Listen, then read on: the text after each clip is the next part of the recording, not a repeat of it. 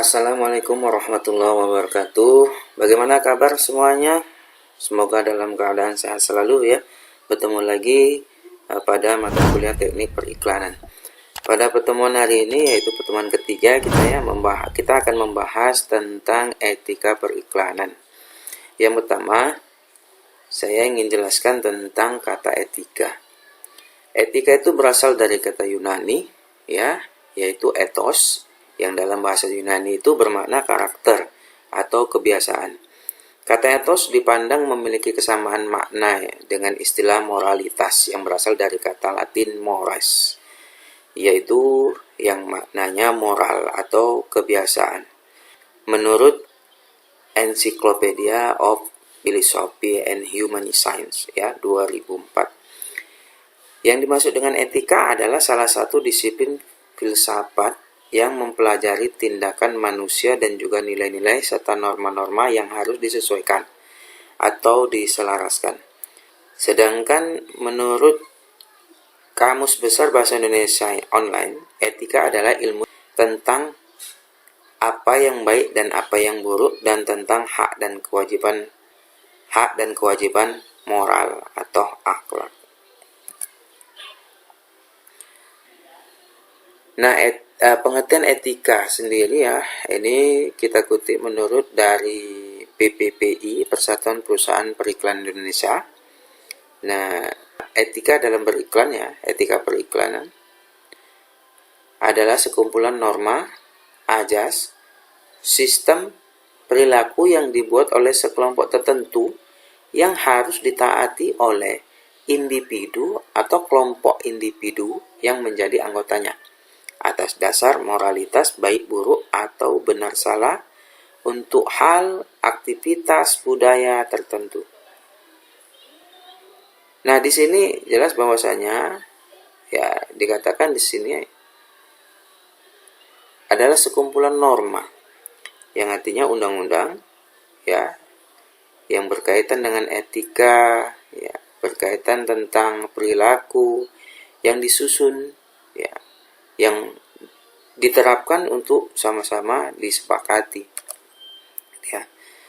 Nah, menurut Etika Pariwara Indonesia, etika periklanan adalah ketentuan-ketentuan normatif yang menyangkut profesi dan usaha periklanan yang telah disepakati untuk dihormati, ditaati, dan ditegakkan oleh semua asosiasi dan lembaga pengembangannya. Nah, jadi jelas bahwasanya di sini etika periklanan itu adalah suatu ketentuan atau undang-undang yang harusnya disepakati oleh setiap pengembang ya, ataupun suatu lembaga yang ingin mengiklankan suatu produk, baik itu jasa, barang, dan lain sebagainya.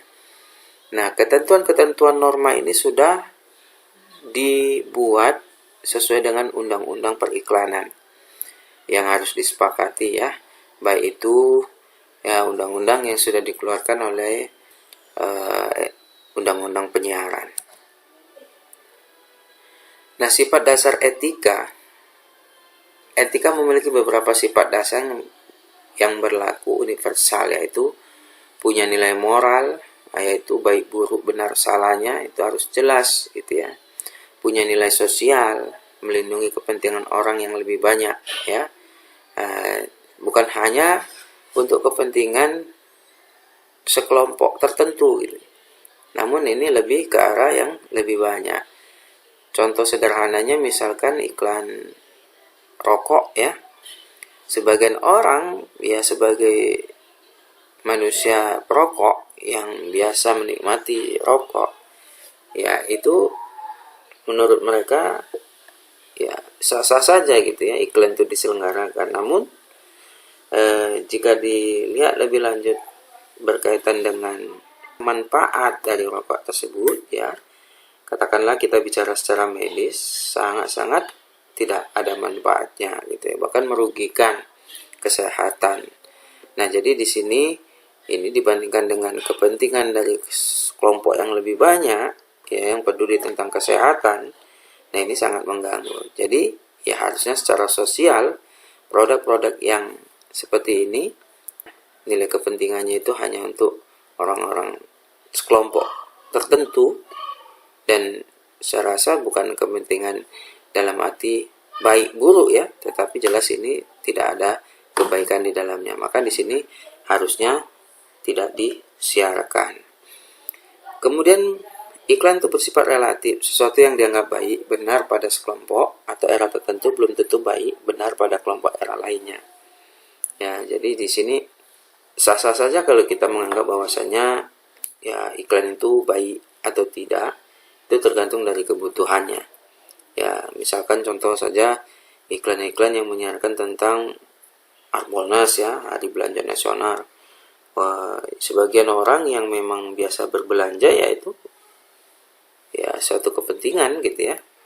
Ya, iklan itu layak untuk ditampilkan, namun ya sebagian juga yang tidak biasa belanja atau katakanlah orang-orang yang memiliki penghasilan terbatas untuk kepentingan kehidupannya saja sudah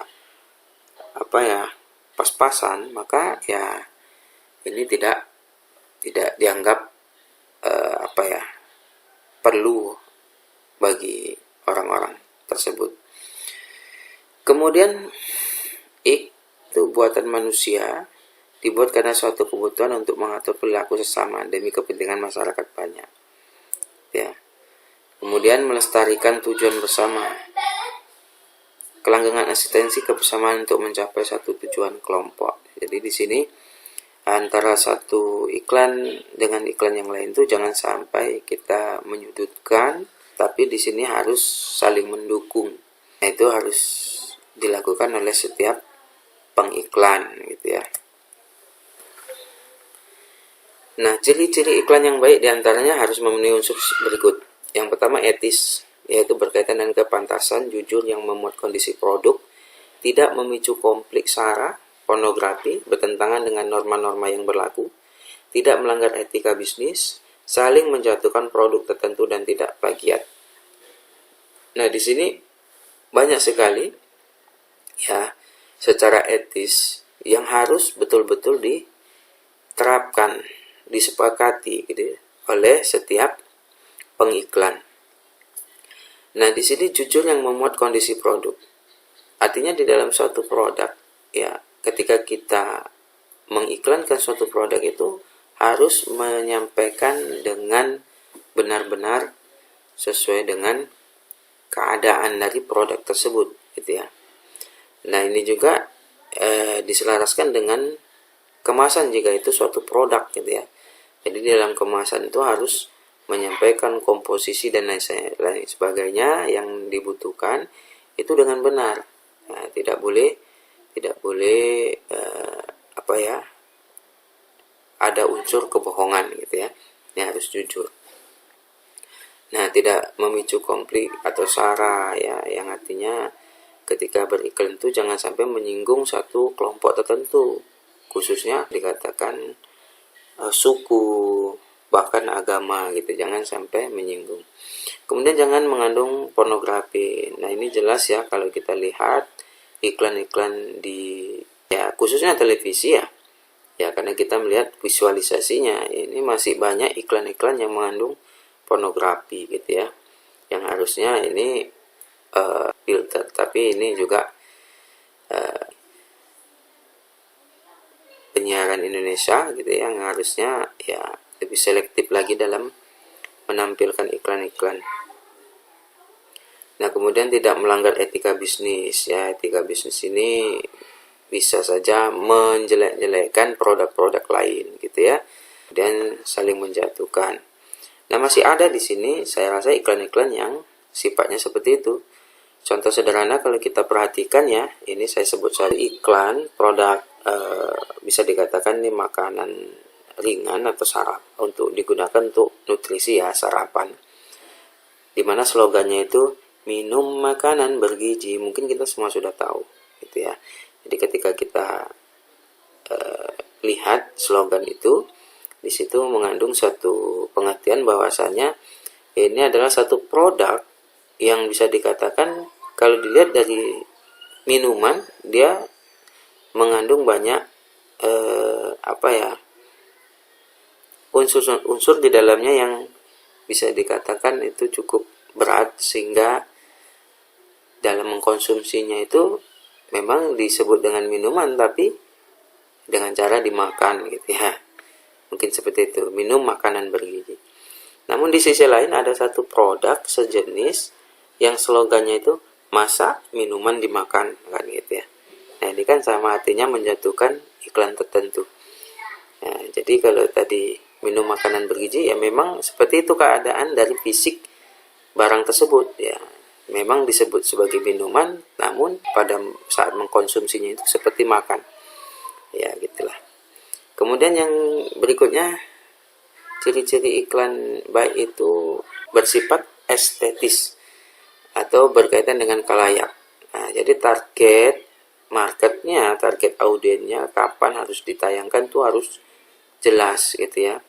Jika iklan tersebut tidak ada kaitannya dengan anak-anak atau mengandung unsur-unsur yang mungkin tidak baik dilihat oleh anak-anak, maka harus ditayangkan sesuai dengan jadwal-jadwal tayangan untuk dewasa. Jangan dijadwalkan pada jadwal tayangan anak-anak gitu ya. Jadi kita harus lihat target marketnya. Kalau ini bukan anak-anak, ya maka kita harus sesuaikan jadwalnya. Kemudian mengandung unsur artistik ya, bernilai seni sehingga mengundang daya tarik khalayak.